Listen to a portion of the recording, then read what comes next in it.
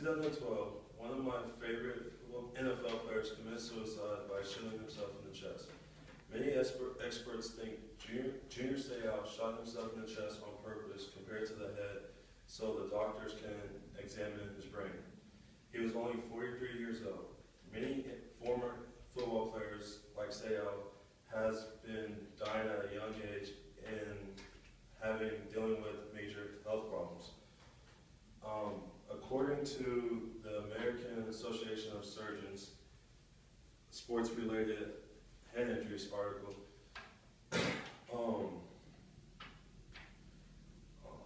21% of traumatic brain injuries among American children and teens have been concussion-related.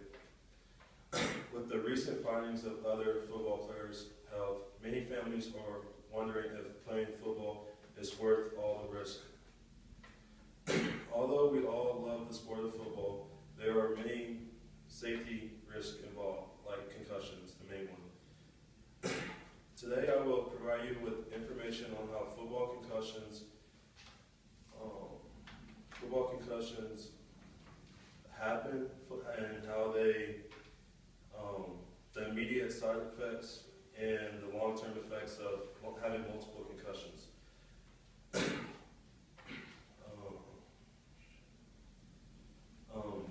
Football is known to be a contact sport with multiple hits to the head. Players tend to be more fearless with all of the required safety equipment needed to play. Some players actually use their helmet when coming into contact with the opposing players. The NFL recently has banned this type of play from players. The ban involves penalties, fines, and suspensions. For example, a defensive player may get a 15-yard penalty for targeting the helmet of an offensive player. This can be very controversial at times during a game since it's a judgment call by the referees in the NFL organization. Also, most of the NFL plays at a fast pace, which can lead to no other choice but to sometimes accidentally make contact with the head. A player may also be fined and or suspended for hits to a defenseless player. So the blindside hits that we all like to see when we're little will now be majority of the time fined or suspended, also known as illegal. So since we have a general idea of where most of the concussions happen during football, let's take a look at the symptoms of concussions. Most concussions happen without loss of consciousness. That makes it dangerous for getting multiple concussions without even knowing it. I know for me growing up, I really couldn't tell the difference between having a mild concussion and when I was just being really tired and worn out from like a practice or a game. So I would just, most of the time, just keep playing.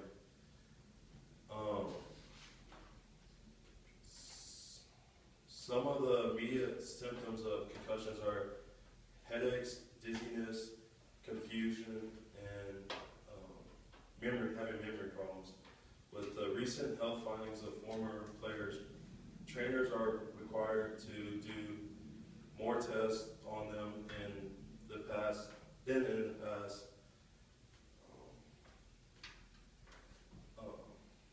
For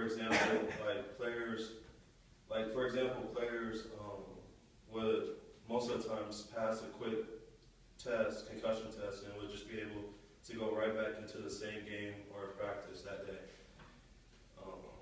In a journal article by Robert Cantu, Current Sports Medicine report, they suggest that the proper management of a concussion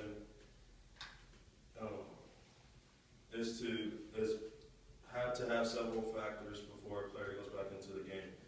factors like taking into account the number of concussions in the past, how like severe they were, and by providing thinking tests and also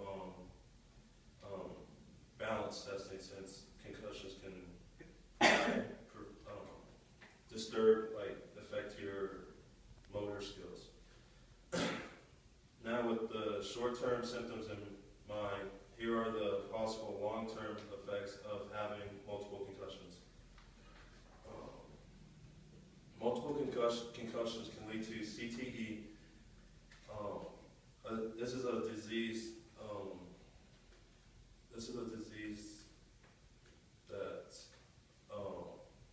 That can only be detected when someone passes away, since they do the test on the brain. But there has been many studies recently to kind of help doctors and trainers learn a little bit more about the disease. In an article to help, no, in an article in the New York Times paper by Ken Belson, he mentions that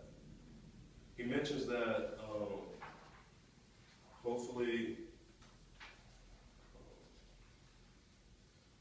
He mentions that the families of retired players who were found CTE in their system would now be able to file claims if the diagnosis was made up before the final of the civil suit. So basically, former players and families of former players with CTE are now suing the NFL because of their failure to provide safety in the workplace, and to educate the players of the risk of having concussions and what are the health risks of head concussions. CTE has many dangerous symptoms that have caused many players to die at a young age, or have severe mental or just health problems in general. Some of the symptoms are changes in mood, changes in behavior, and in some cases, like their motor disturbance, like how they walk and stuff, mentally.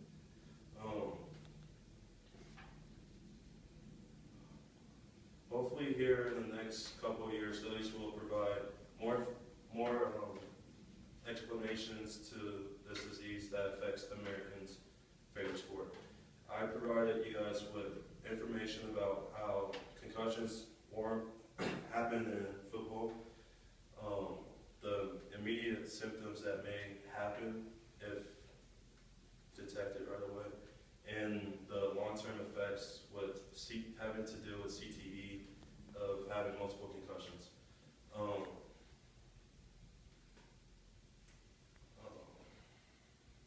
It's time for coaches and team management and trainers to management and players to understand the serious effects of having multiple concussions while playing football.